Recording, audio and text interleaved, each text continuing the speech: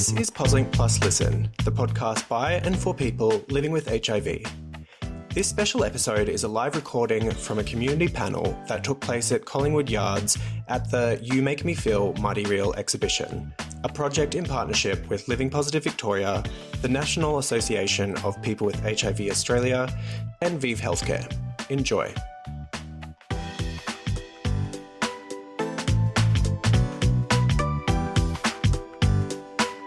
Hello, my name's Bo Newham. I am very happy to be welcoming you here this morning. I work with NAPWA, the National Association of People with HIV Australia, and this panel today is going to be discussing HIV campaigns over the last 40 years in Australia, with a special emphasis on kind of art and the role of people living with HIV.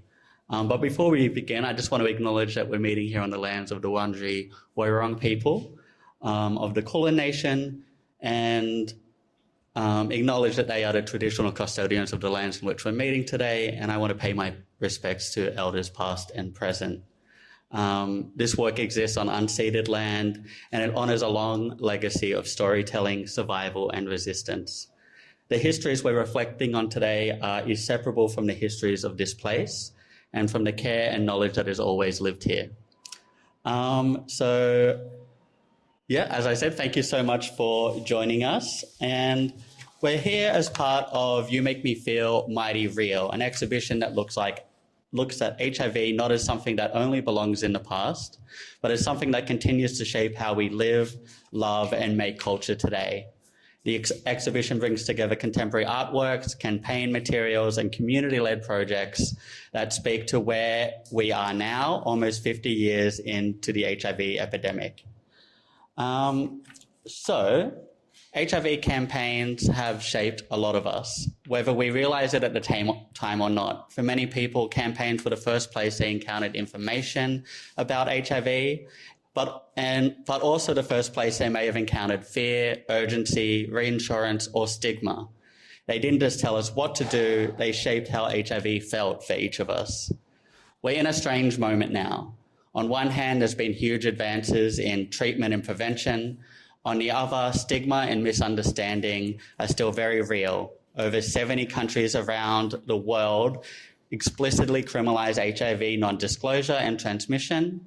And at the same time, HIV shows up in galleries, cultural spaces, although often framed through the 1980s and 1990s, which I think is also showing a lot on TV, popular culture these days, with the popularity of It's a Sin, of Pose, of In Our Blood. And cultural institutions in the law are often disconnected from what is occurring now in the present. So today's about slowing down and reflecting, looking back at what campaigns we're trying to do, what worked, what didn't, thinking about who was centered, who was missing, and how our lived experiences, archives, and creative practice shape what gets remembered and what gets left out. It's also about looking forward and asking what responsibility we have now, especially as artists, campaign makers, and institutions, and what we might need to let go of, unlearn, to tell better stories about HIV. So I'm just going to do some brief speaker introductions today.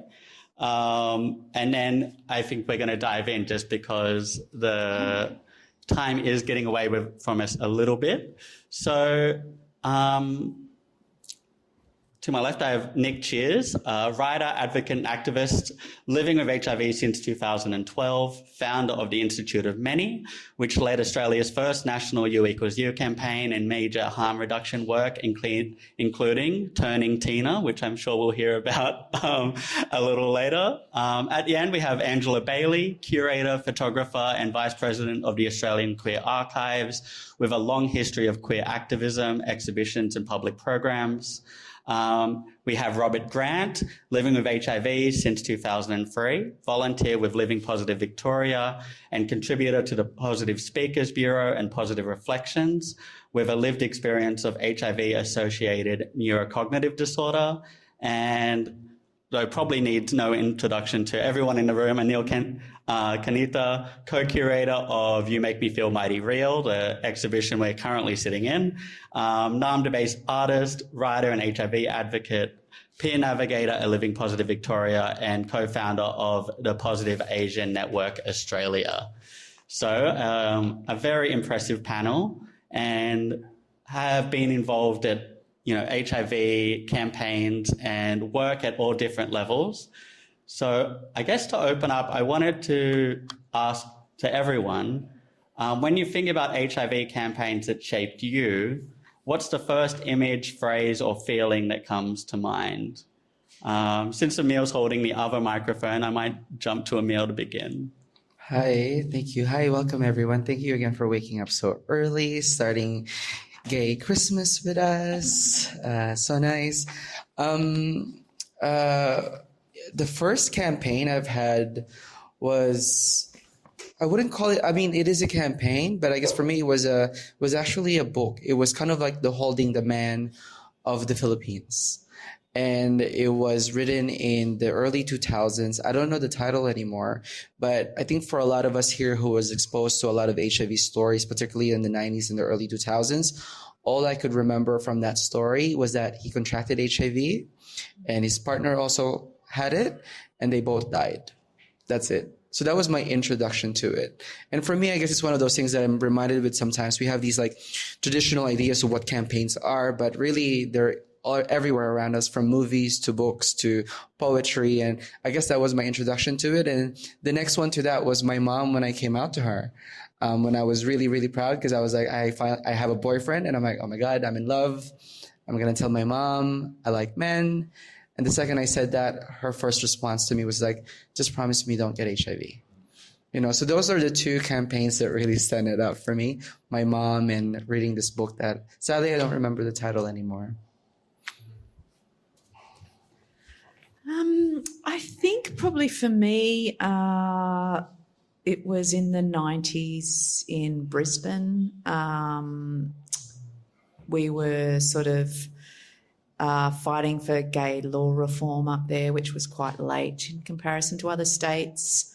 A lot of my male friends were in their first stages of treatment, and really the drugs were really intense for them.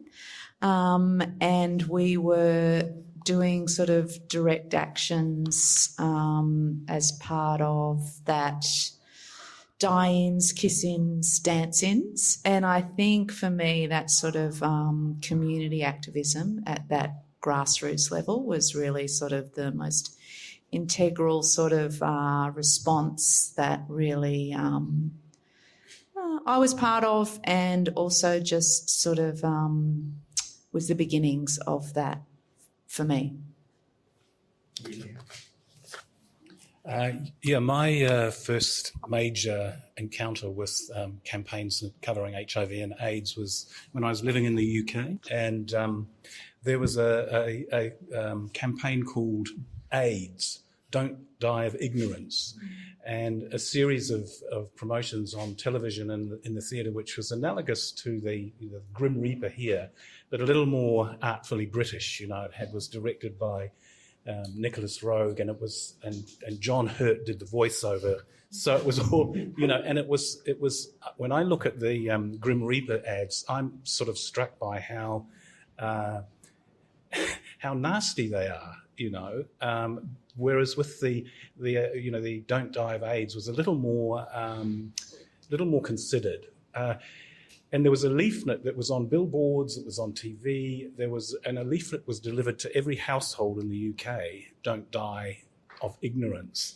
And it's interesting because in retrospect, it's clear that it had a major impact in terms of public thinking about HIV, but it also contained some underlying, I find, sort of like talking about people who misuse drugs.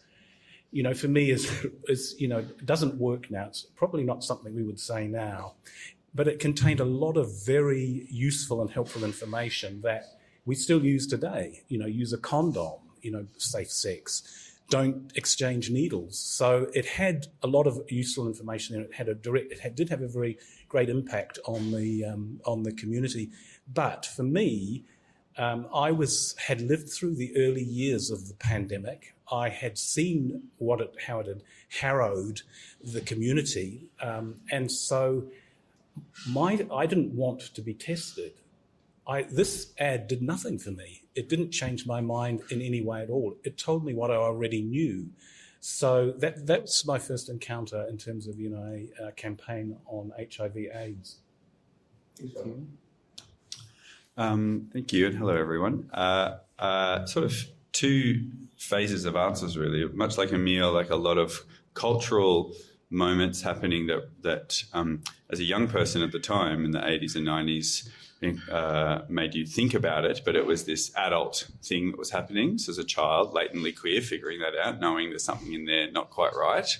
But there's a big, scary adult thing happening, and that extended to the Grim Reaper as well. I remember those ads as a child on TV. It was a very different experience as a kid watching those, that's for sure. Condom Man, just so great. But as a kid, I was just, it's the Phantom.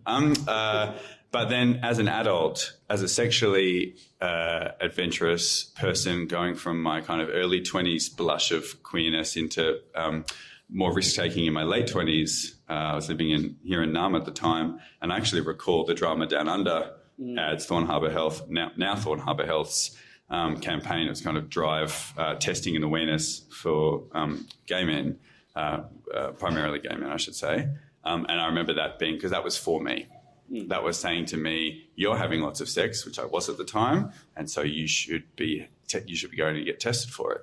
And that's an example of a campaign that was like, this is for you, and hit me over the head with it. Didn't work though. Yeah, thanks. I always like this question because it really shows you, I guess, how diverse when, I guess, HIV enters your life, your thinking is. Because for me, the one that always comes to mind is Tom Hanks in Philadelphia, which was, very much a daytime TV movie when I was a kid, and just kind of, which is always very strange to me that, like, the first gay man in my head is Tom Hanks, which is like, anyhow. So I guess coming back to that idea of effective or who's it's linking into, and I think this comes to your question as well, your response as well, Robert. Like, often with past campaigns, there's this idea of kind of how effective was it at stopping people from, like, contracting HIV versus the harm it potentially does to people living with HIV. So, the fear campaign of the Grim Reaper is one of those where there always seems to be this arm wrestle in discourse of, like, it was harmful but necessary to do what it's done. So I was wondering what you think about, I guess those two truths at the same time. Can a campaign be effective but also harmful? I would say absolutely. And I think in ways the campaign in the United Kingdom is an example of that, in that it did have a significant impact in terms of public thinking about sex as well as HIV. The sales of condoms went up, calls to the helplines went up. So there was a greater awareness. But for me, it was just one more thing in a kind of soup of horror that was, that I was living through. So in terms of its efficacy for me, that's why I say it had minimal impact. But as I said, there were some really strong core messages that got through. So in that respect, I think it did have a positive impact particularly for the gay community. I think we were highly ambivalent about it because in some ways it got back into this whole blame thing, this whole thing about, and it's sort of this thing about unclean sex, and so that on that side, I think was a very potentially very damaging. I know it had a damaging impact. Thanks, Robert. And I know we tend to go very harsh on the Grim Reaper in those very early campaigns. So I guess I wanted to say to the rest of the panel, are there any campaigns, I guess, past that early point that you think kind of walked that line of, effective versus harmful? Can I just say two of the things that I came to that I saw as useful messaging? One was Princess Diana shaking the hand of AIDS patients. That image, for me, just, it basically, it was saying, we are not untouchable. We are humans. We are not diseased vessels. The other one is the Golden Girls 72 Hours episode, where Rose is dealing with the possibility of having HIV, and the girls manage it in a sort of kind of, I don't know, club-footed sort of way that program, the way that series works. But it spoke to me about the message that, we all know and understand that it is not a gay disease, that, it's a virus that can affect anyone, even Rose and Ireland. Thank you, Robert. Yeah, PR for saving the day at all times. Anyone else have, I guess, a campaign that sticks out to them in terms of perhaps being a bit of a double-edged sword? I think the tricky thing, and I'm with you, Bo, on we go back to Grim Reaper as this idea of, with a bit of historical revisionism. People were angry at the time as well, but, it was bad then. And poor old Ida Buttrose gets dragged through the mud time and time again. And it was a harmful campaign. But the tricky thing about campaigning, especially when we're talking about public health doesn't care about your feelings. Public health is designed to protect the largest percentage of the population that it can. That's what public health does. And we all felt this during COVID, and this is why there was such a psychic wound that came about through the lockdowns, and people reacted to that so strongly because our liberties were being taken away.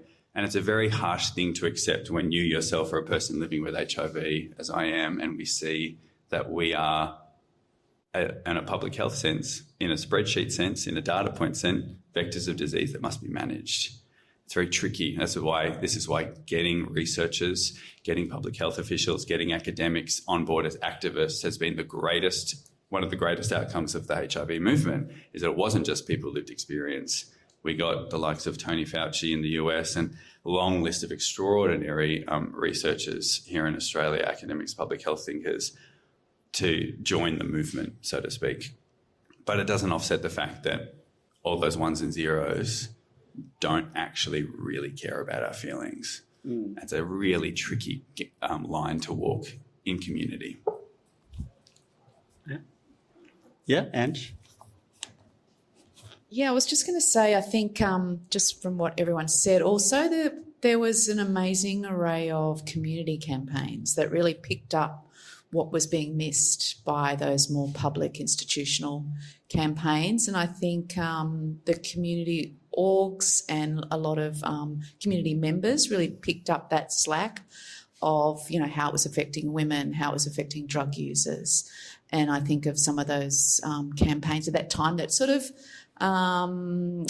brought in that sort of questioning about trying to look at who was missing out on these things, like what was one of them? Women don't get AIDS, they just die of it. So it was those sort of campaigns that I think that the community really drove. And I think they talk about it in relation to the Australia in terms of the public health officials needed the community members and vice versa to sort of really get the position where we could, rally against it.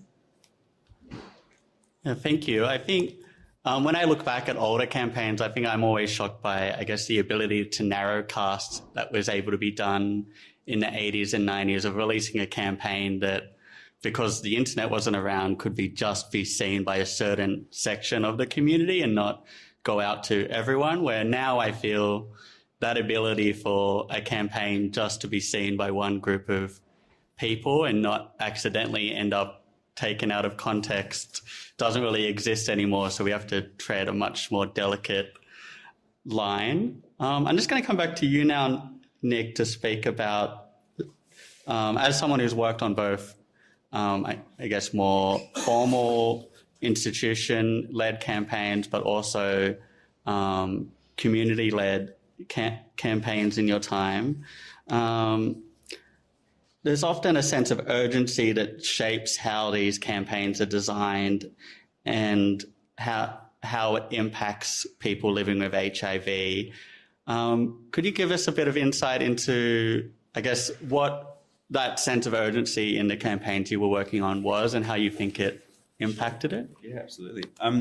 I think that's that's the perfect example there too of Angela of community stepping up and taking on the role of delivering a campaign if the state is a bit too slow to move. And the state is not always fast, and we would like it to be. And community knows what it needs to say and the message it wants to get out there. And that was, I think, probably the two Tim campaigns I'm the most proud of were the U equals U campaign, with the first national U equals U campaign, and the Turning Tina resource and campaign around that.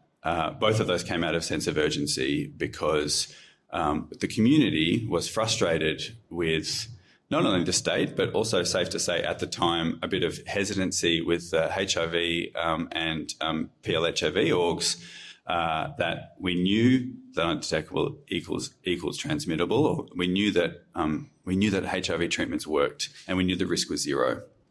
We were living that. We've been living it for a very long time, but there was an understandable reticence amongst organisations and the state to full-throated with that message. But we knew that without that full-throated message, we kept getting this watered-down version of risk and safety, and that was just enabling stigma to just kind of fester like a sourdough starter. And so community said, "Why aren't you doing this?" So we just went and did it, which was great.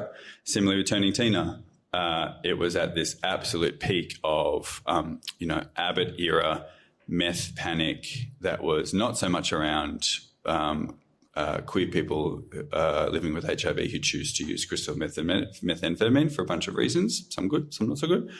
It was all very much around the ice panic of the day of, remember those ads that talking about campaigns, talking about fear-based campaigns of, the nurse in a hospital getting a chair thrown at her by some angry young person on ice from regional Australia, that kind of panic time.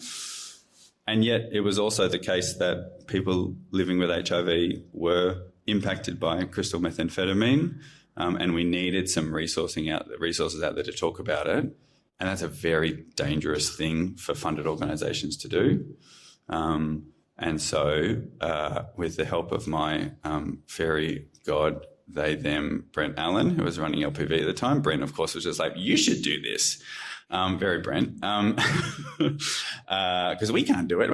And so we did. But I think I've got a controversial campaign question coming up, maybe. But good Lord, that was controversial. But it was also necessary, and it was urgent, and we had to do it. And we didn't have all the public health framing around it, but we had community care in mind. And at the end of the day, getting something out there to reduce some of the stigma and the suffering is hugely important.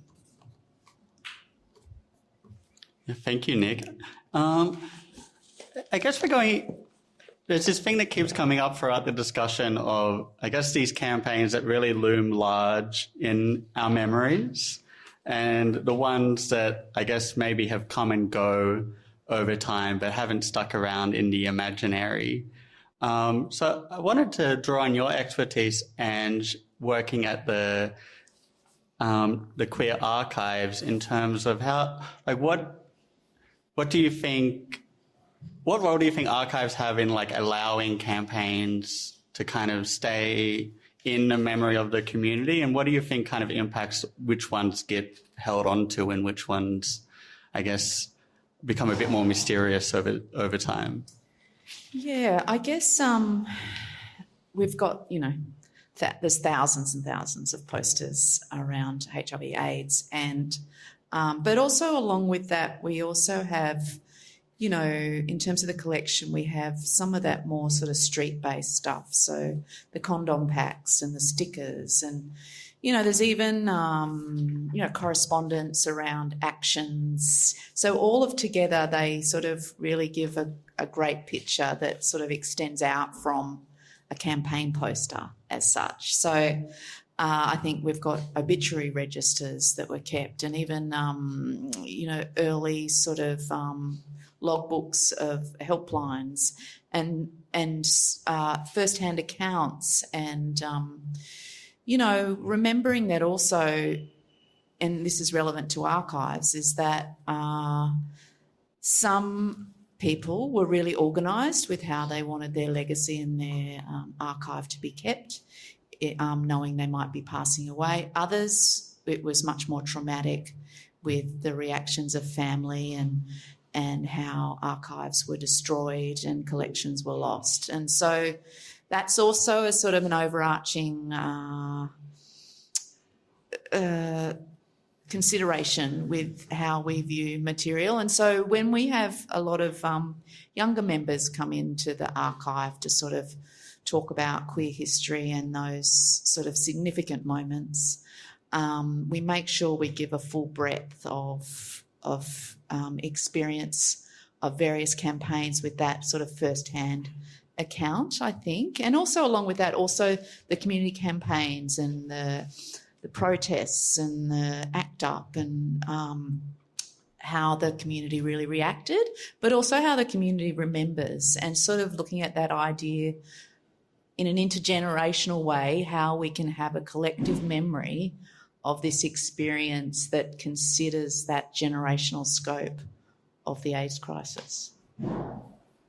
Yeah, thank you. If anyone hasn't visited the Australian Queer Archives, there's some incredible materials there that you can go interact with.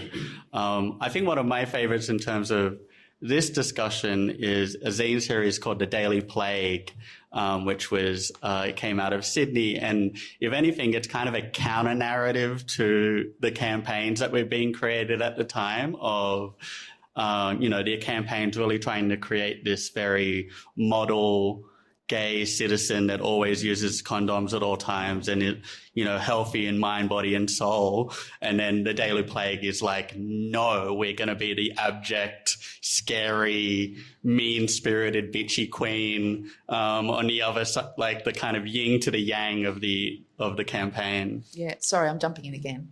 But I would just like to note one sort of protest that I think really resonates, because it was so significant at the time. It was 1991, and it was the D-Day of Action, and it was a national campaign, very ACT UP based. In Melbourne, they did kiss-ins and die-ins, and they threw paint on some pharmaceutical companies' doors, and they took over the steps of Flinders Street Station, and there was rallies and beautiful, fantastic posters. D-Day, of course, relating to, I think, World War II D-Day or something. It was a national campaign. But also, you know, one of the most successful moments of that activism was at the dawn raid on the floral clock. I always say cock because Deborah Kelly did a reinterpretation of how she always thought it was the floral cock, but in an artwork. But anyway, so at dawn, some activists went to the floral clock opposite the NGV, and very revered in Melbourne's sort of, you know, culture, and ripped up all the flowers and put little white crosses in and held a banner up, and basically their message was, you know, these flowers will grow back, our lives won't, you know, better access to AIDS medication now. So and that really hit the press, and it was a really sort of a campaign that really grabbed people's attention, and oh my God, the floral clock, you know. So that's something that really resonates with me. Thank you, Ange. Nic, you wanted to say something? Yeah, I mean, that's such an incredible action. And, you know, there's a through line there of a few things, you know, thinking about climate activists, you know, spray painting over artwork, not destroying it, but, you know, just, you know, that level of attention grabbing for something that's really core. And I think then to connecting point you were making, Bo, then around this presentability of like the good gay and the professionalization of the HIV sector in this country, meaning it's more aligned to public health outcomes. And I remember there's maybe some people in the room who are involved in this action, but the PrEP campaign, if you want to talk about the, it wasn't PAN, it wasn't PrEP Access Now, but it was some other subversion of that, where the You Can Fuck Raw campaign, if you'll remember, some street posters went up that just said, "You can fuck raw," and it was promoting PrEP. It was a really... HIV is over? Something like that, maybe. But the core message was, this is about pleasure, it's about fucking, and so you can use PrEP and you can bear back. And it was done in a hugely public way to raise attention. It wasn't a little poster that someone put up at a sex club. It was a very public action. And that was a fantastic action. I was personally at the time thrilled to see that. But the point you're making there, Bo, around that professionalisation, there was an immediate argument done that, I remember someone saying, "This is not how you do public health campaigning." I was like, duh, that's not what this is. Not everything has to be signed off by the health minister. Like, sometimes community needs to take care of itself and push the conversation. The tricky thing about like the flower clock, you've got lovely nanas who go to that flower clock every day and don't have to think about HIV and AIDS. It's maybe not in their life. And similarly, people off to work at Collins Street going, kind of going, what on earth are these gays going on about? But the fear of general public tut-tutting and shame can sometimes be a really useful thing when we're talking about internal conflicts to push the community along. I think a very strong memory for me came up, particularly around that campaign, because, during that time, I think was the rise of bareback porn. And you felt really gaslit because all of the public health messaging was like, use condoms. But then all the porn that's being pushed to you are not using condoms. So you felt a bit gaslit because you're like, oh my God, because we've basically made bareback porn hot. And then your messaging is this. So you felt like you were just like, what do I do? And I think for me at that time when I was still negative, my way of thinking about safe sex was actually not using a condom because it meant that I felt safe with my partner. So I was really confused about what's going on. So I remember I was a really, really hungry young kid, was really, really eager to prove myself, and I was volunteering to write for Same magazine. This was back in the day, and I wrote about PrEP then. And I remember there was like one of the only few PrEP articles at that time who was acknowledging even the presence of PrEP. And I didn't really feel supported because I tried to reach out to other HIV organizations, LGBTIQ and positive ones, to be like, hey, how do I access this? Because I think I'm at risk. And everyone was like, oh, we don't really know. That's not a thing yet, blah, blah, blah, blah, blah. But then I found out at that time there were trials that was available. But because I just wasn't seen as that at-risk person, I wasn't able to access it. But in a beautiful way, that was also the time when Nic was at Q&A. You did Hello Mister. You were in the first issue of Hello Mister. You did this beautiful article about what to tell your gay best friend if he tells you have HIV. I think for me then, I was like 21-year-old, deeply, deeply scared of HIV. And when I saw Nic at Q&A being all hot and be like, yes, I have HIV. And I'm like, oh, there's hot people who have AIDS? Great. Like literally, that was my thought as a young kid, to be like, oh, there's hot people. Okay, cool. I'm good. It's going to be okay. But it kind of, it's so silly sometimes when you're young, right? Like those little, how logic kind of shapes in your mind. But that was my motivation to actually get tested. It was seeing Nic being all hot on Q&A. But because when I did get diagnosed with HIV, because I knew what Nic was doing, I knew the Institute of Many existed, I knew that I could tap onto someone in a community. And quite beautifully too, with Turning Tina, Nic tapped me to design it. In a lot of ways, Nic opened the doors for me to feel really engaged and feel involved in this. Even I did not know graphic design at that time. I had to go to YouTube. She did not know it. But I was like, yes, I'd love to, But it felt really beautiful now because especially we let them know, I get to kind of like continue that flag that you gave me and get to create something with the community, and particularly with this project during the opening on Friday, 219 people were involved to write this guide. And so much of that groundwork was actually really inspired by what you did with Turning Tina, asking our community, really working from the ground up. And you really showed me what good community level campaigning can do. And it was great to apply it here, but also on a national scale, and to have these conversations. I talked to 149 people living with HIV to write this book. And yeah, honestly, thank you so much for your leadership. And it continues to be passed on through generations of advocates here. Yeah. Thanks for being hot, Nic. Thank you. I'm just going to follow up with Emil's thread there, I guess, about the power of representation of people with HIV in HIV campaigns. I think, visually, when I think of HIV campaigns, I'm going to use a visual prop here very quickly. I think of this very iconic set of posters done by David McDiarmid back in the day, which I always loved, I think because of the ambiguity of the figures. They're always potentially positive or negative at all times. And I think that in the sea of campaigns at the time was actually quite revolutionary and powerful, because often some of the earlier campaigns, it really reveals this sort of, once again, going back to that ideal gay citizen where, they're always negative. And even here, it's like, we fuck with condoms every time, exclamation point.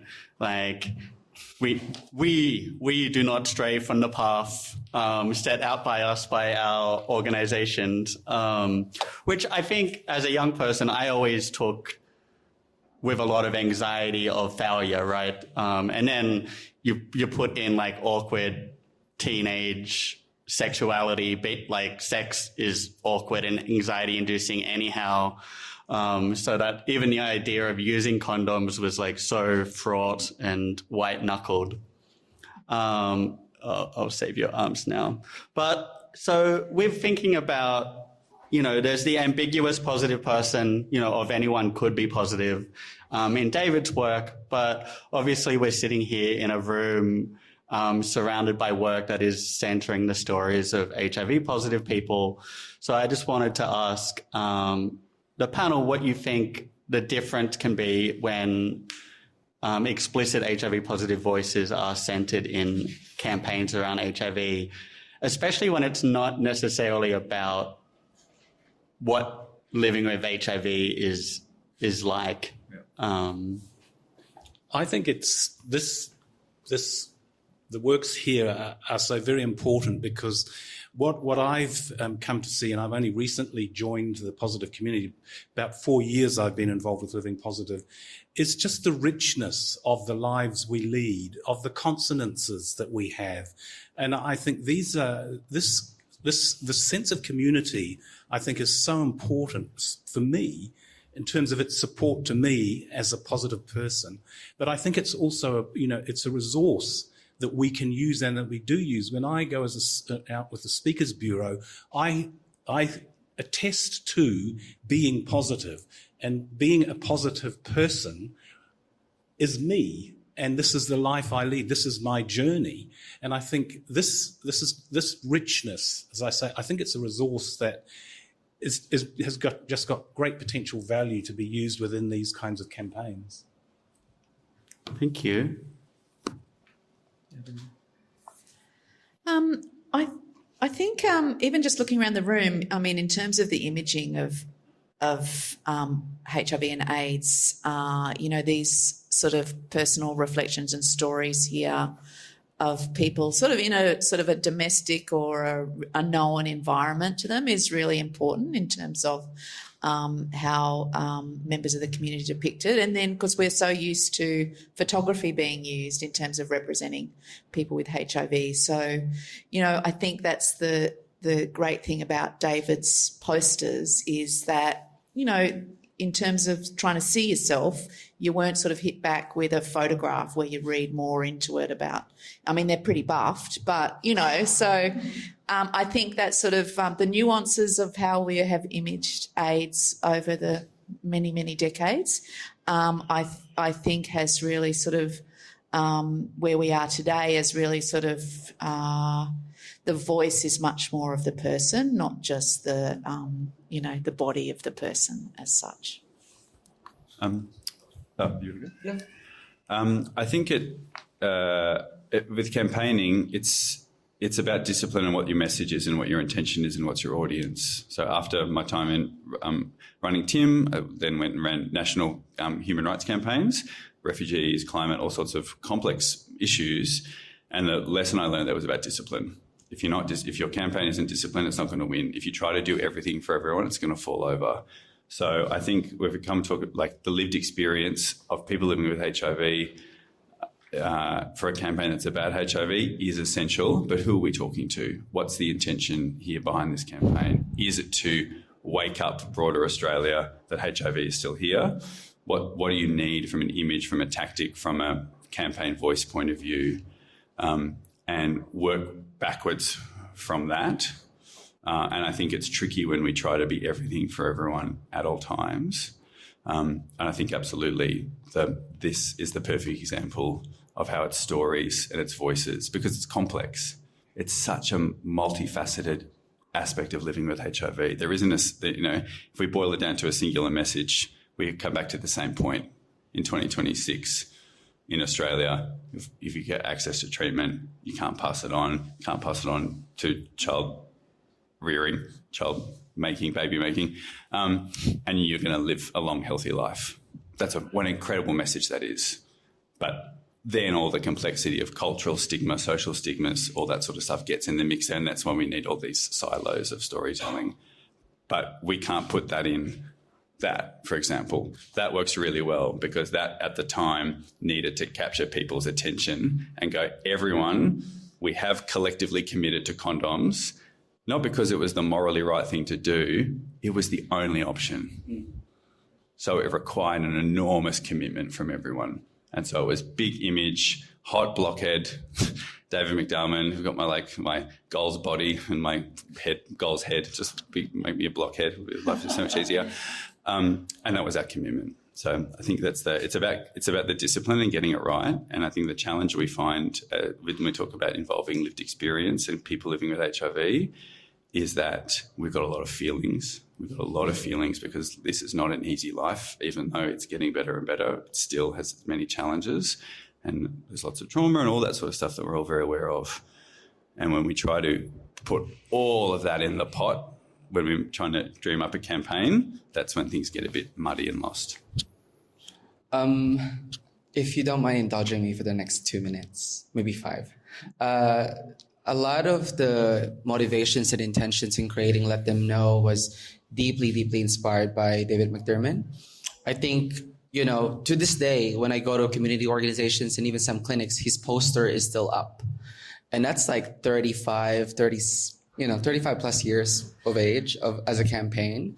And he taught me so much what happens when you actually give clinics and organizations a work of art instead of an image just like 5 to 10 words saying blah, blah, blah. I think there's if you don't mind pulling up his image again, it's so futuristic because for me, when I see that positive and negative, it's presenting to us this new language, which is basically saying that they are HIV neutral.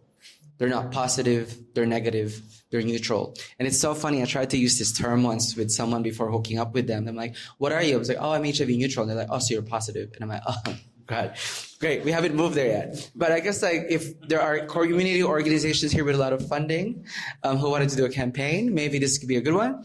And please get me involved and maybe quote me. But, I think if we move about, what about HIV neutrality? Because it means that regardless of what someone's status is, that you're willing to connect with them. And I think that's something David McDermott really did well with his work.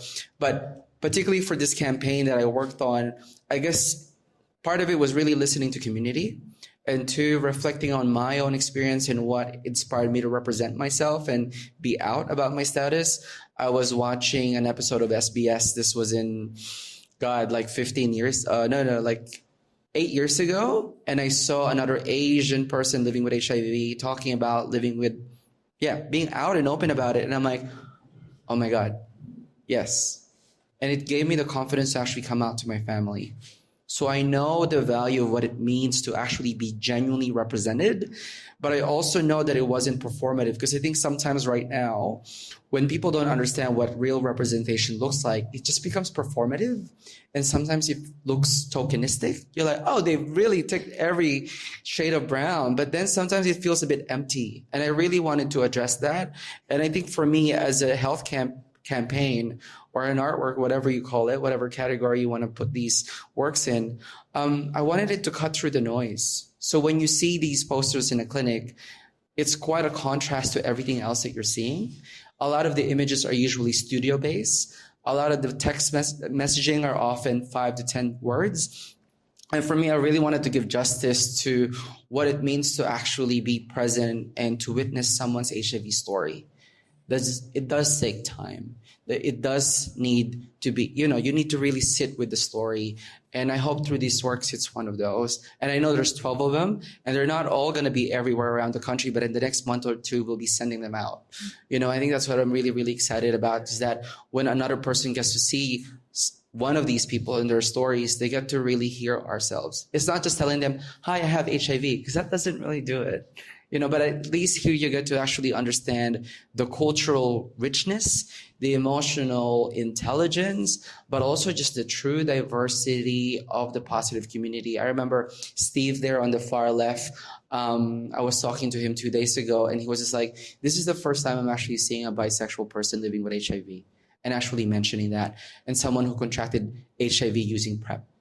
There's so much, I think, for me, working with organizations, there's a lot of hesitancy when it comes to talking about the realities and that little tricky stuff about meth use and everything else. But I think here, what I've also learned is to really honor the voices of those directly impacted, and being able to advocate for their voices, that it's like, we need to talk about these stories, because the more and more being in this work where I get to meet other people who contracted HIV with PrEP, they feel really isolated because they feel like they're the only ones. There's actually a lot of people there. And I think really talks about what we can do with campaigning and being like, well, what if HIV we think about as a normal part of an active sex life? That's something people do contract.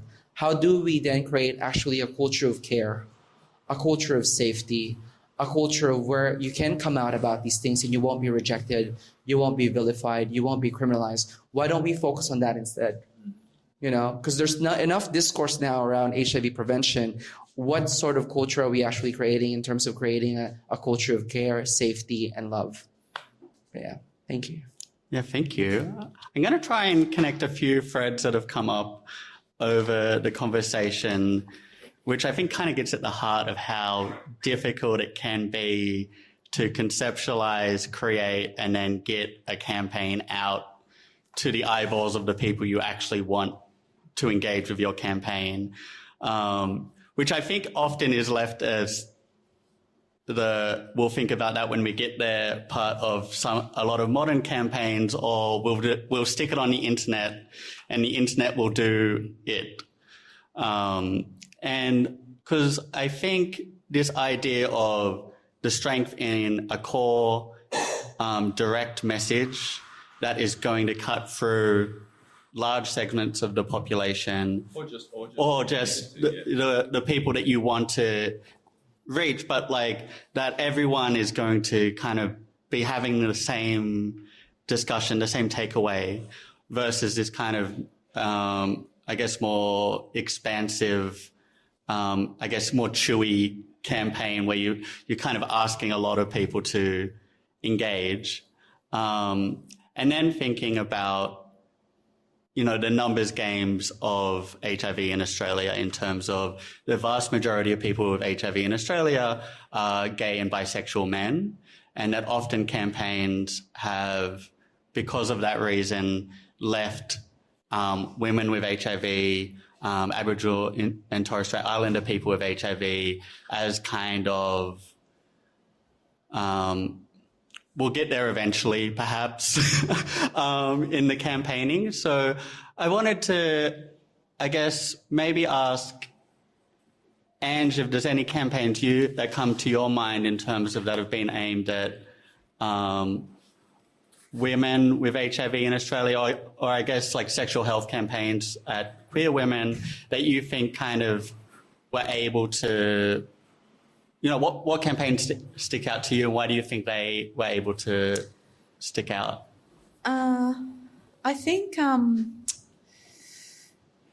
it's just, particularly with the one I mentioned before, women don't just get AIDS, they die from it, was pretty strong in terms of the language, and just starting to image women within some of those early campaigns.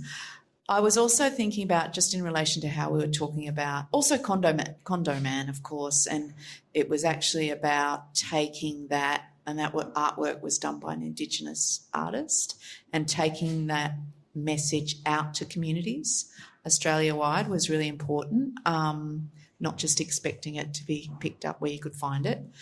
And I think about also, it started in the US, and it was started by Visual AIDS in 88 in New York City, and it was a day without art, and they engaged with over 800 museums, galleries and organisations on December the 1st, and it was just the first year of the anniversary of that as that particular day. And all the galleries that participated would either cover artworks and acknowledge how to access safe sex material and information, or they would dim the lights over artworks, or they would just close for the day. And the message was consistent around a day of action and a day of mourning.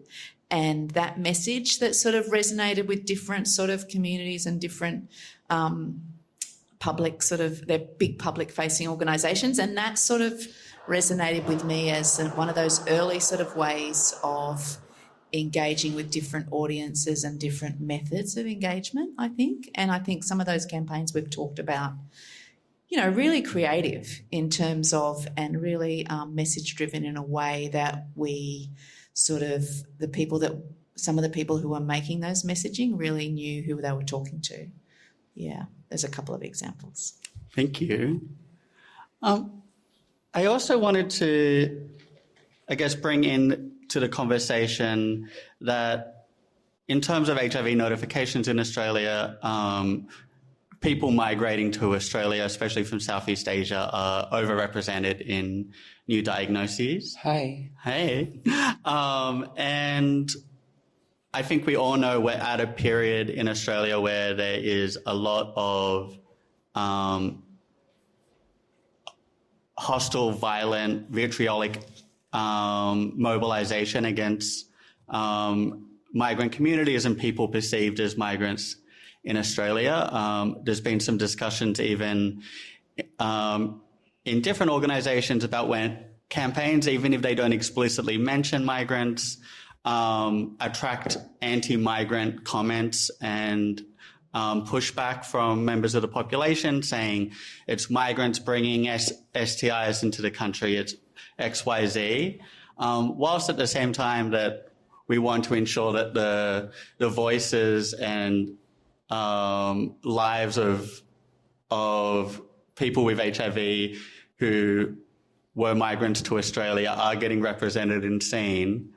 So I was wondering, in terms of the campaigns we're building, how can we, I guess, facilitate representation or, I guess, people to create campaigns where they are seen and represented without potentially risking them being, targets of vitriol, abuse, attack, or potentially even moving the gaze of hostile forces towards migrants to pick up sexual health as perhaps something they can use against migrants in discourse? I guess I can speak to this project because have a few of migrants here. 1, 2, 3, 4, 5, 6, 7. 7 of them are. So many of these people I have actually known the same length of time I've been living with HIV. A lot of them are my friends because I didn't really get a lot of funding to do this work. So a lot of it was really asking for favors. But I think, with having Positive Asian Victoria, we're the largest Positive Asian group in the country. We've got about 98 members that are very active and very much involved with our organizations that are volunteering with us. So much of that is actually building a safety net, a safety net of support, a safety net of people that they can tap onto. And also at the same time, making sure that the process of getting them involved in this, you really get to talk to them about once you do let your story out, it will have as many kinds of different tentacles as the many eyes that will look at it. And it's about making sure to be at peace with that, but also knowing that if it does blow back at you, which has happened to me, is to know what to do. Because I guess that's it. Like what we're really trying to fight against here are not only institutions, but multi-cultures of stigma and fear. That's why it was really, really important for me to acknowledge Pawan here, who you don't actually get to see him, but you still get to experience his story. But also honor another artist like Felix Gonzalez Torres through this clockwork here. The work is titled Anonymous Lovers because there's a lot of stories and narratives that we will never get to see, and we will never have monuments when it comes to the HIV experience. And I wanted to have their stories represented in some way, and still that care and that urgency to be present. But yeah, so much of it has actually been really building on the ground up. And for me, it's this responsibility that the moment that I've made work with you, we are connected for life.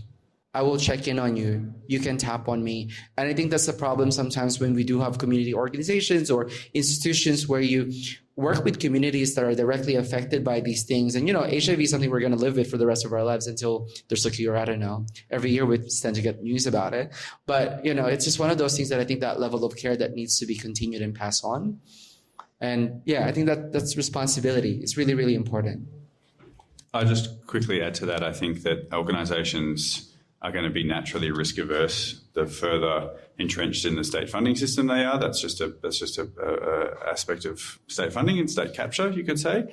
And Emil's example is a perfect one of community just going, well, we don't have time to worry about whether or not the minister's going to call and say, why the F, is the Herald Sun writing about this campaign? Because we're trying to materially improve and in some cases save people's lives. And that's more important. And so, same thing happened in the parts of Tim at times, and way less relevant and important than institutional racism, but around barebacking and pleasure and the panic around that happened too. The community just goes, I'm going to swear, but get the fuck out of the way, and we'll just do it ourselves if you're not going to do it. But I think it comes also back to that point Bo was making there around you can't do everything. Your HIV campaign will not fix racism. So you can't worry too much around that. You've got to crash through, but you've got to make sure that the people crashing through have the buy-in of the affected community. I wanted to ask Robert. Sorry, let me put my facilitator hat for a second. How does it feel like for you as a migrant? Being involved in a campaign like this, especially for someone who's just, really connected with the positive community in the last 4 years. I'd love to hear your own reflection and yeah. Well, first of all, I wouldn't say I'm an immigrant. I'm actually a Kiwi. I lived for many years in the United Kingdom and the US. It's difficult to kind of encapsulate the way in which being engaged with my community has uplifted me and given me new skills, new understandings, new friends. And it's something I came to a few years ago after I had a very serious episode of HIV-associated neurocognitive disorders, where basically I was physically disabled. I was in a very dark place, and coming to terms with what HIV had done to me through seeping into my central nervous system and creating these symptoms and going through a recovery process, I saw myself not as a guy who is a professional, who's gay and who has this illness. I started to think of myself as a positive gay man, now retired.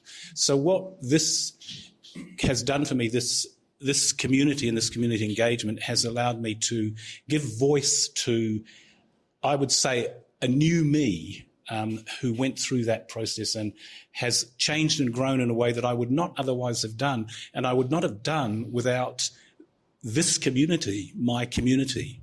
So, and I'm proud to be part of this conversation here and be one of the stories on the wall. I'm proud of that, and I think that, it's partly what I do through the Speakers Bureau is that I stand and I tell my story, I say who I am, and for me that's a very liberating thing to do, and I know that it brings changes in people's lives. The people that we talk to, they change their attitudes. Sometimes it makes changes to direct care to people in aged care facilities in one instance. So I know that what I do and the way that I've been engaged and the way that I've been allowed to realise myself is down to this community, to you all. Robert, just to follow up quickly, in terms of when you were getting involved in the Positive Speakers Bureau, I guess before you did it, what did you expect it to be like? And then what surprised you about the experience, that first time of speaking your story to, a room full of strangers? It was, I don't know that I had any expectations. I mean, we had a good, training program for us to become speakers. I probably would talk more about the generality of speaking. It's a real mixed bag. I've had opportunities where it's been like speaking to an empty room, in terms of the feedback you get.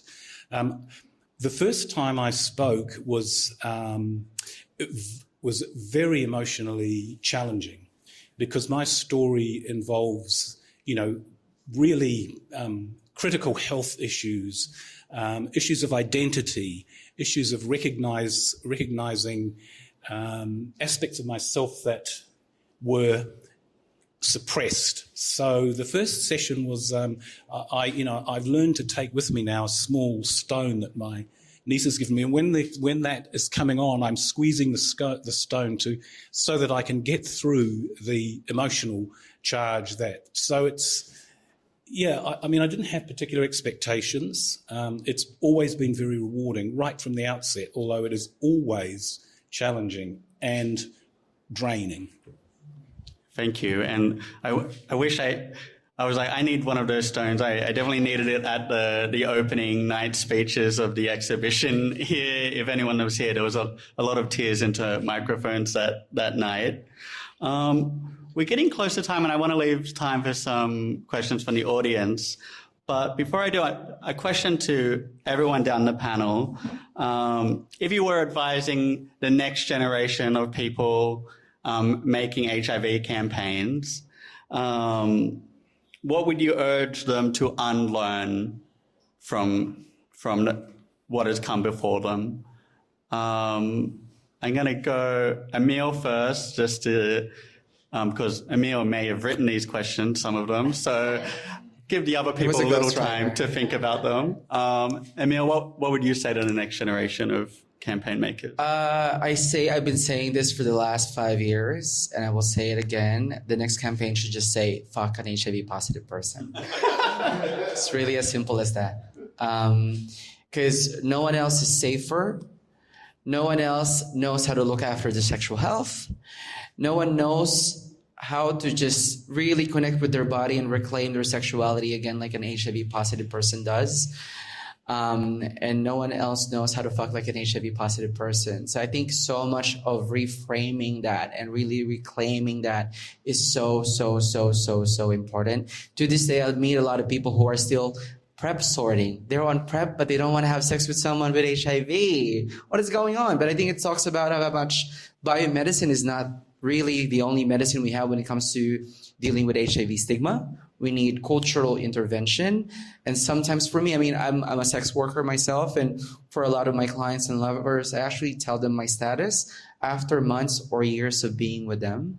That's when I've established safety with them. And it's often after they've come back and tested negative. Because then I'd be like, oh, when was your last test? But I tested last month. I was like, how was it? They're like, oh, it's negative. I'm like, great. I'm like, thank you so much for looking after me and keeping me safe. And then I tell them like, oh, do you know about PrEP? And they're like, no. And then we talk about that. And then I tell them, what about HIV? I mean, do you know about undetectable? They're like, oh, what's that? And they're like, oh, well, if you're on treatment now, you can't contract the virus anymore. And they're like, oh, that's so cool. I wish I could hear about that. I'm like, well, you're hearing it now. And they're like, but what do you think are your chances of contracting HIV from someone if they are on treatment? Most of these men that I'm with, a lot of them would say 50%. You know, and then I tell them it's actually 0. And they're like, oh, that's cool. And I'm like, and then this is where I really twist it. I'm like, I just want to thank you so much for keeping me safe. Because of that, I want to let you know that I'm actually one of those undetectable people.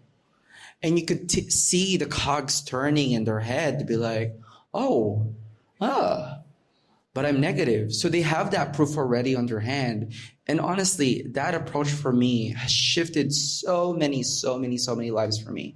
And now a lot of these men, a lot of them are tradies, usually in the outer suburbs. They never get targeted, a lot of these gay focused campaigns, because they don't identify with it whatsoever. And it's really shifted that for me. And it taught me how there's so much more compassion. There's so much more understanding when you're telling your story to someone who already trusts you. Rather than just saying it outright, then they're like, oh, I don't know, this is too much for my head, I'm going to run away. I've kind of wait to establish that safety first. And for me, it's one of those things that I've learned through this experience. And I've said this through the opening, that the highest compliment you can ever get as a human being is when an HIV positive person tells you their status. Because it shows that you're someone that can be trusted. It shows that you're someone that people can feel safe with. And last but not the least, it shows that this person wants to be closer to you. And I really feel like we could shift that responsibility away from us and actually flip it back to HIV negative person, because who else is stigmatizing us but HIV negative people? You know, so I think it's the same way when it comes to anti-racism. Who else is creating racist environments than white people? So it's also your responsibility of actually entangling that. And I ask that as well to a lot of the HIV negative people here in this room. What are you doing in your life to make HIV people like me feel safe around you? Yeah. Thanks, Emil. So the next campaign is nationalizing a meal, one a meal for every person in Australia. I will have sex with everybody. Pay me. What would you like to share with the next generation? I sort of, I guess very much from a community perspective, I think particularly now, we need to really nurture our communities and try as best we can to resist infighting and you know, funding's just gone to shit, so and that's going to keep happening. But also I'm thinking of David McDermott, one of his rainbow morphism posters, Don't Forget to Remember, which is just what it says, but also, you know, different to being nostalgic, but it's just, I guess, remembering all those stories through the generations of the HIV/AIDS crisis. Yeah, thanks, Shane. I think it's that's so important, especially, I guess, as we potentially are moving in a post-social media, being a safe space world, that there's a lot to learn about how people organized and built community before the internet existing already, and that we don't need to reinvent it from scratch, that we can learn from those groups that existed before us. What about you, Robert? What would you like to share? I would say just unlearn the stereotypes, and unlearn the statistics, just learn about us and make us at the heart of whatever the message is. Because I think that, it's in our name, it's positive. Thank you. Nick? This is a tough one because it's a lesson hard learnt for me. But the person, the people, the community, whoever it is, your persuadable people that you need to convince, for whatever your campaign is doing, you've got these people, they're persuadable, you've got to reach them. That's different to your opponents. You've got the conservative forces, if we're talking about progressive queer campaigning, trying to stop queer progress. They're over there, not so good. Don't worry too much about them as long as you've got an eye on their tactics. These people in the middle here, your persuadables, are the most important. And they're more important than your feelings. They're more important than your trauma, your pain. And all of that, all of our feelings, all of our experiences, the ups and the downs of living with HIV matter because they go into our passion and they make it work and it fuels our righteous anger. But if anger is what is driving you towards those persuadable people, you're not going to get them. You have to think of them before yourself. And that means creating the space that enables them to have a come to Jesus moment and go, gosh, I've never thought about that before, or I'm changing my mind, or whatever that is. And don't greet them with, yes, that's right, you should be here already, or hurry up, or that's not good enough, or we do this too often in campaigning. We do this because it's passion, we're angry, we care. But having worked on campaigns where I've needed millions of Australians to get behind something, I wish we could get millions of Australians thinking about HIV, but like refugee issues and stuff, it's a bitter pill to swallow, but you've got to be so disciplined. It's really hard. And I don't think we're quite there yet. We're certainly not there in the broader queer community. We are the worst at it, I will say. If I can pour shit on the entire queer community, it would be that. We are ungracious. We are so ungracious. And we have a gift to show this queer utopia. And POS people are some of the standard bearers of our queer utopia. And we must carry that forward and realise that the suburban tradie, not just the ones that's popping by Emil's stunning, well-documented glory hole, but all of the suburban tradies, they all have a place in our queer utopia because that's what we're aiming for. Oh. That's why I'm hot. That's why I'm hot. Simultaneously thinking of some of the campaigns going on in Sydney and Melbourne right now and the words queer utopia. I'm like a bit of an arm wrestle in my head going on. So I'm going to open to the audience if anyone has any questions, but please don't start talking until I give you a microphone. Thank you. I'm struck by the way we talk about the past now, and it's kind of like we have a collection of stories we tell and they're not necessarily accurate. The best way to describe the early HIV prevention education campaigns within the gay community was to say they were in fact incredibly sophisticated. They were developed according to a philosophy of creating community, because prior to the epidemic, the community consisted of clubs and bars and sex venues. There was no community.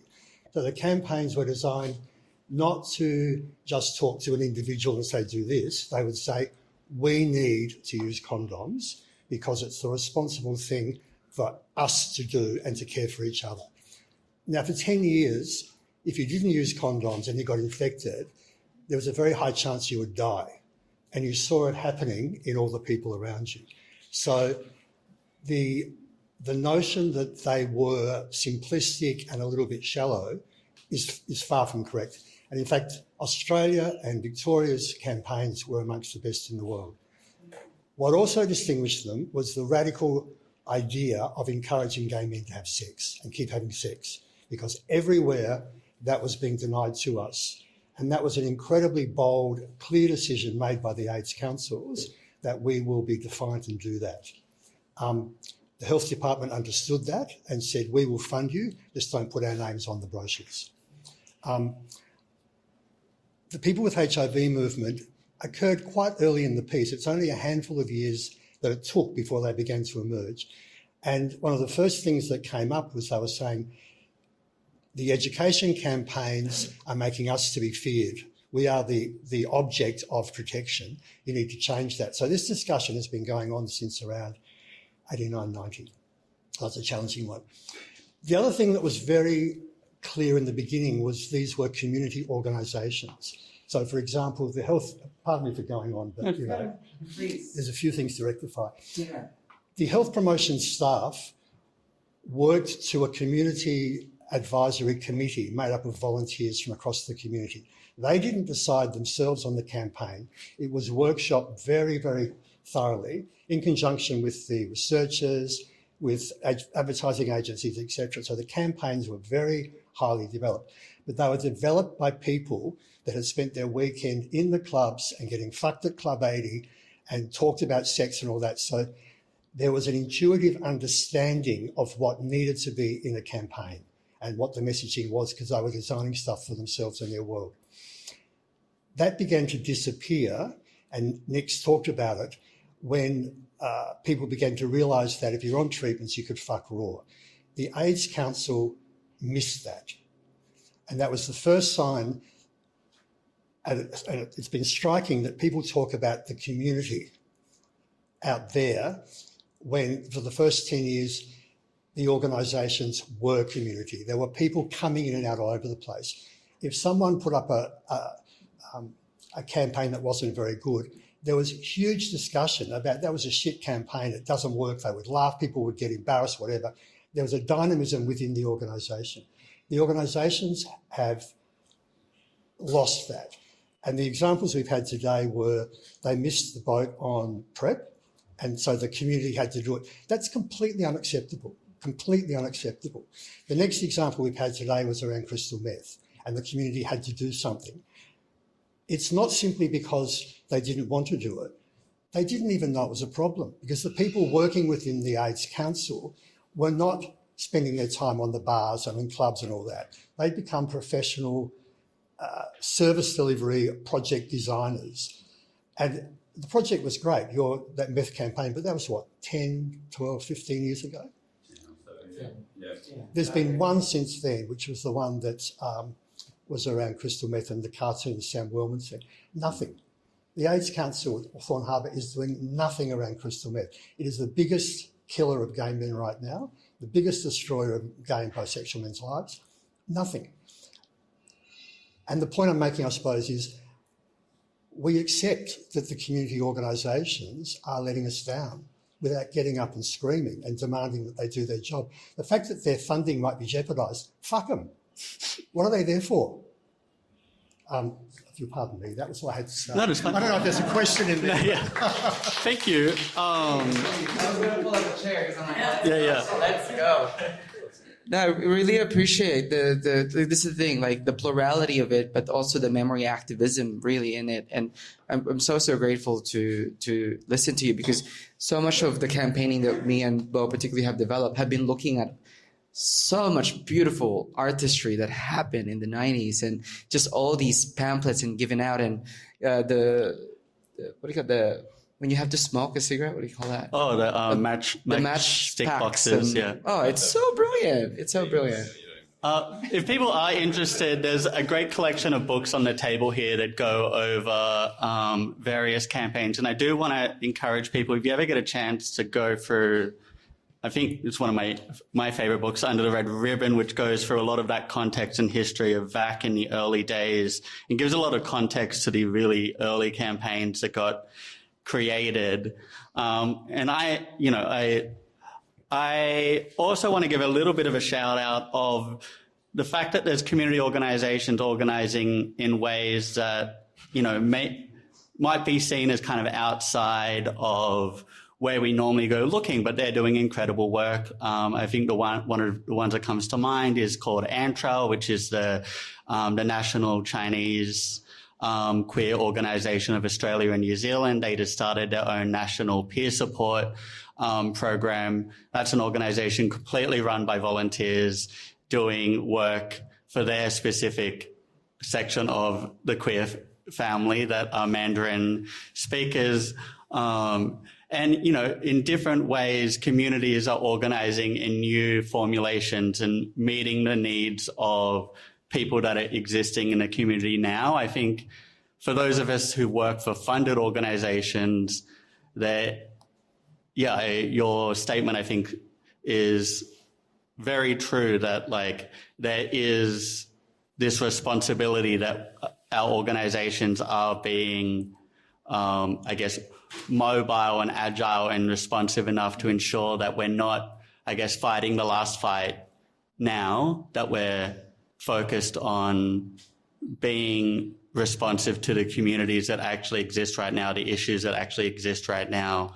And, you know, what came through to me, and I often say this, is if your community organization AGM isn't filled with drama and pushback, that is a terrible sign. Like, community organizations should be constantly filled with drama and discourse and people pushing back and arguing, because that's a sign that the community is engaged with what you're doing. If everything passes like a breeze at your AGM, something is going wrong, because that means the community isn't paying attention anymore, and our organizations need engaged communities in order to do their greatest work.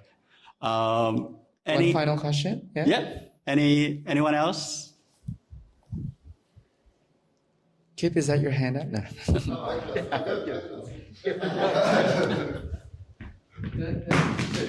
We'll do two. I just want to bring it to a place of mental health and well-being for a second. I'm a psychologist. I work with a lot of campaigners, a lot of people living with HIV, and people who are both. And I'm just wondering maybe what you've learned through your lives about how to look after yourself while you are campaigning, or while you are working with something that might be anything from vicarious trauma or re-traumatizing, or what you've learned about looking after yourselves while you are working and campaigning in these spaces. I feel like this is Dorothy Dix. It's a very pointed question from my husband, who has supported me through many campaigns over the years, and has seen me at my lowest ebb. I'll just actually very keen to hear from everyone on this, but yes, it's part of the gig. It's the residue. Like, running Tim was one of the hardest things I've ever had to do, and my hats off to Bo, who now leads the moderation of that very complex space of thousands of people living with HIV. There was a 24/7 drop-in centre for HIV trauma. We had suicides. We had people infighting. It was awful, and there was no structure apart from the one we created. You know, you couldn't go to a formal organisation to run Tim, because it would be someone's job to log off at 5 o'clock, and then all the good stuff always happened at 11 p.m. Yeah, 100%. It's 4 a.m. on a Monday morning, typically, often. So it's very difficult. It's very tricky. It cannot be operationalised. We are dealing with a global pandemic that lives in our bodies. So that's where trauma lives too. So it's at the point you make about professionalisation. Part of the challenge with these organisations is they professionalised, and it was not possible to house the trauma, the grief, the community, the fucking, good old days of hearing stories. Not in Victoria, another AIDS council. You go to the pay office, that's where you get your Mardi Gras drugs from. Wow, how cool is that? Today, scandal. But this is all the complexity, and it doesn't work in a corporate structure, but it's got to go somewhere. Anyone else on self-care and being involved in campaigns? Self-care. Well, I'm not involved in campaigns, and my main source of stress and needing to deal with the trauma that is through the Speakers Bureau. And my way of unwinding is I go and have half a bottle of wine with my niece, who knows where I am in terms of my journey, who knows what I've been through, and who loves and cares for me and makes the time available for me. That's how I deal. I metabolize a lot. I'm really, really grateful that I've been able to find art in my life, because that's my way of metabolizing stories. I mean, this whole campaign is a product of this metabolization, and even in my own sex work, where honestly, people forget how deeply intimate it is, and for a lot of these people who are looking for intimacy and touch and pleasure in their lives, that the fucking is actually like 5% of the work. 95% of the work is having to emotionally hold someone and to create that space for them to feel seen and to have their sexuality acknowledged. and to really to just have themselves feel grounded again. So being able to find an outlet like that for me is really, really important. And honestly, connecting with community, I love the positive community so much. It doesn't feel like work. Even though it is work, I've been able to be able to translate it into something that is so embedded into my life. And I feel very, very, very grateful to be a part of and to celebrate through an event like this. Just quickly, I guess for me, the gathering of the stories and the telling of the stories across all the generations is why I keep doing what I do. I mean, I've been volunteering for Queer Org since I was like 17. And a lot of the younger folks say, oh, hey, how can we do it like you used to do it? And, it's like you can't, but you just got to turn up and invest and, don't expect to necessarily get all the accolades or much acknowledgement. But, that might come, but just stick with it. And in terms of I don't know how to say that, how I get stress-free, but probably just a dip in the ocean really does it for me. Thank you. Last question. Thanks very much. I just wanted to ask if there was any campaigns from the past that you'd want to see make a comeback, like revitalised or rehash. I was thinking about some of the comments about, kind of reflecting on the past and Just no? yeah. That's better. You were mentioning sort of looking back, but also you equals you, and I was thinking of some campaigns that I really connected with about 15 years ago about the Enough campaign, and you equals you I think was bundled in with that. Anyway. Just quickly, you equals you in PrEP. Selfishly, as a practicing queer man who goes to Wellington a lot, certainly seen an uptick in less knowledge, less acceptance and less awareness than we have had a couple of years ago. And it reminds me that it's like campaigns like that are hygiene. I don't like the term hygiene around like campaigning because I think it's a bit yucky bodily, but like you just have to keep reminding people because things move and change. So not every campaign has to be, here's the huge campaign, we're going to change the world. It's like just a reminder, like we use testing. A testing campaign is evergreen. So too do we need a PrEP and you equals you evergreen message. The turning Tita one. Honestly, it's something that comes up a lot. We still share it, but it came out at a time when you equals you wasn't so confident yet. And that was one of those messages that hasn't been fully embedded in that resource yet. So little things like that. But in a lot of ways, it's also quite evergreen. But also you equals you. It's one of those things I hear a lot with a lot of our members.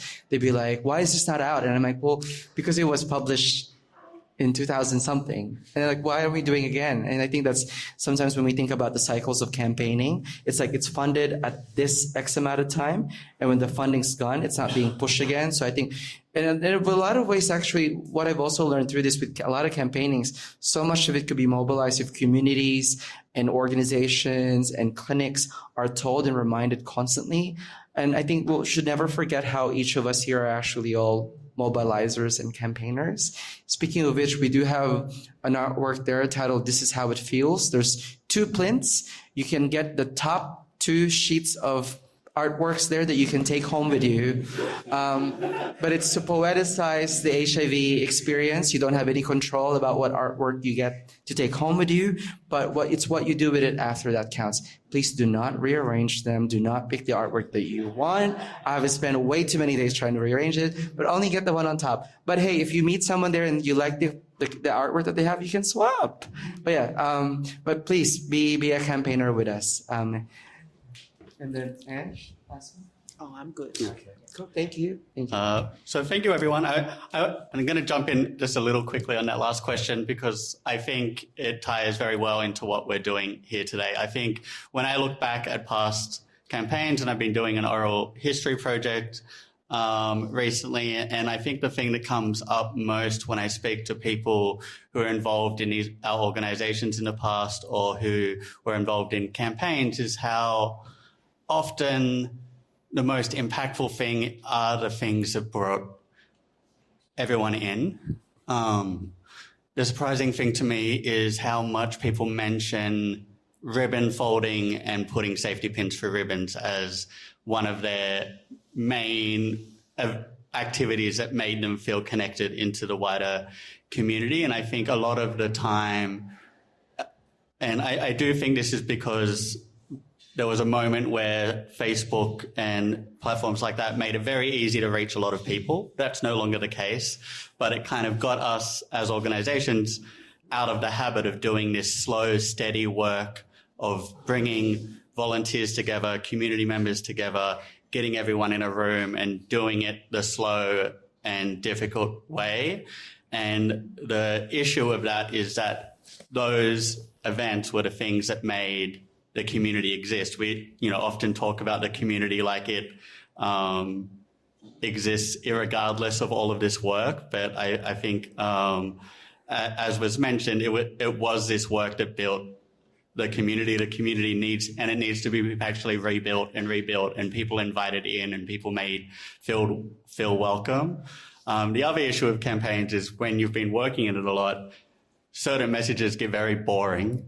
Because you've heard them many, many times before, but our cities are constantly filled with people who have never heard those messages, who are new to Australia, who are new to these communities, and not letting that, I guess, boredom take over the messaging. And once again, it's about, if we don't have those people in the room, if they aren't feeling part of the community, then we won't learn those lessons. We'll have those blind spots. So I want to thank you all for coming and being in this room. Big thank you to each of our speakers.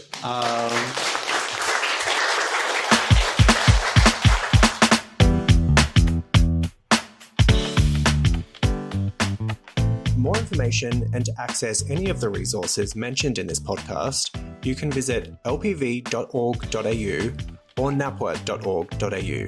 That's napwha.org.au. And to order an HIV self-test kit, go to hivtest.au.